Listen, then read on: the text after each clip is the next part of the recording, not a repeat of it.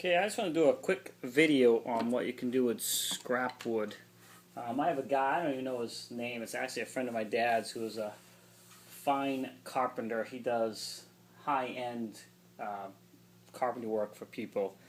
We get a lot of scrap wood. He's nice enough, he lets us have some of the scrap wood, and so I can actually show you some of it up here where I got stored.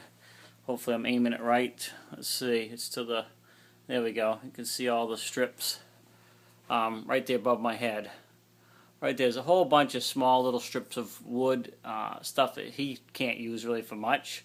But some of it's exotic wood. I don't know the name of all of it, but there's a lot of different pieces that is not a big use for him, but someone like me that's just putting around a little wood shop and can pick those pieces and pick through them, save anything I might use, and turn it into something. So I had a couple of things here I'll show you.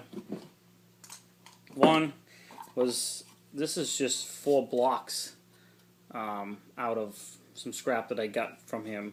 I glued them all together, and then I turned it. Actually, I saw this online, somebody else's video. I can't remember whose, but and then I just used a force and a bit, one just like this here, only a larger size, and just drilled them out.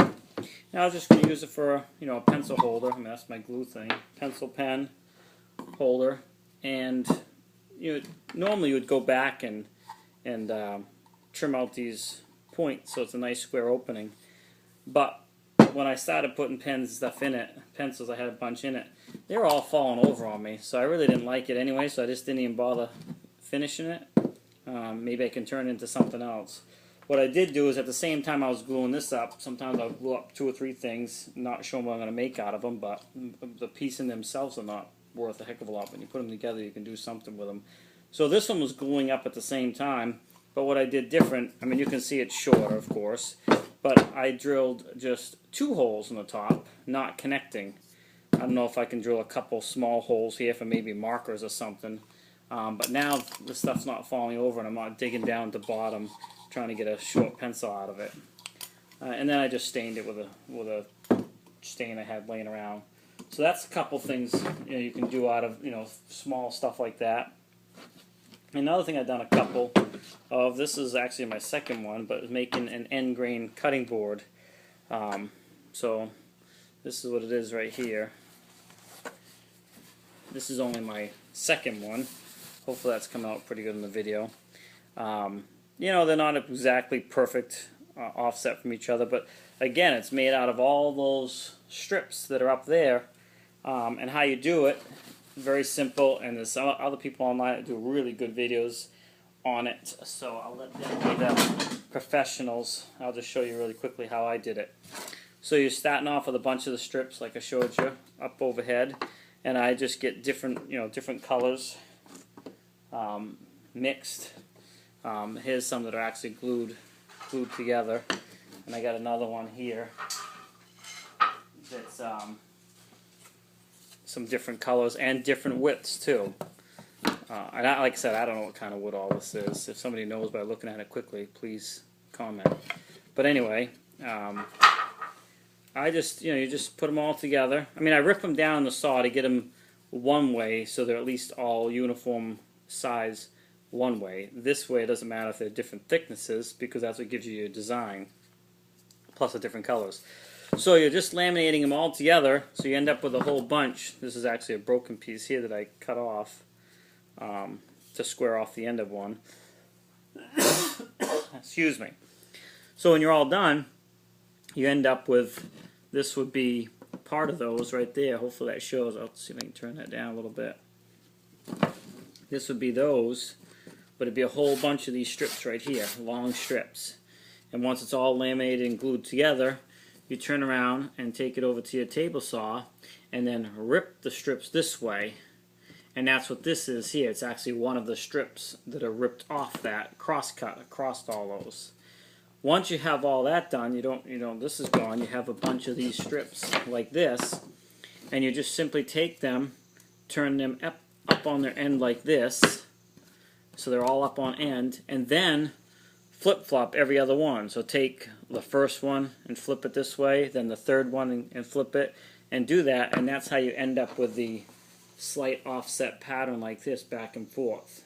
And these here, you can see they're really not offset that much. I should have used, you know, different sizes or whatever. And I don't know if you can see in the middle here, but there's some pretty good, you know, there's several different colors in here. That you kind of give it a neat design.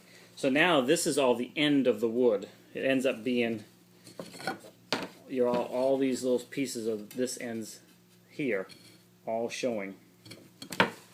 It's much easier on your knives. The cutting board lasts longer because it almost kind of heals itself. You're not cutting into the long grain, you're cutting into the end, and then they just kind of close back up. And that's kind of how I did it. So the first one I made, that's actually in the house, been using it, it was much thinner than this.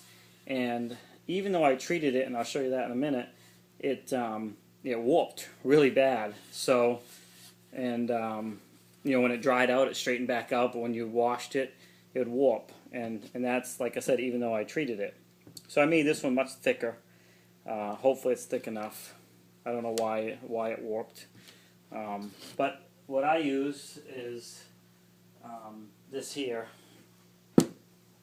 That one you can't really read very well. It's Butcher Block Conditioner. And I believe it's just bees, wax, and mineral oil. I'm pretty sure I read it on here somewhere. That's all it is. It's just two things. Yeah, beeswax and canuba wax and oil. That's all that's pretty much in it. And it's food grade mineral oil and natural waxes. And you put it on there really thick. And what I do is I put it up on something, you know, a couple little things so it's not sitting flat. And I keep flipping it back and forth and adding some to it, and then I just keep rubbing it in and let it soak in.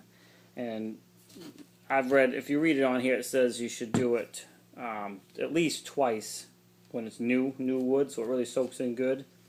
And then after that, I think it's every, I don't know, maybe every month or something, you put a thin layer on to keep it from cracking and drying out. But anyways, that's just a quick video on a cutting board. So this one's just about ready to go inside. I just got to wipe it down again. It's got the stuff on it to help protect it. But anyways, like I said, there's much better videos on it. People that do a really good job. That's kind of where I got my ideas. Definitely check them out. Like if you like, please subscribe, and thanks for checking out my video.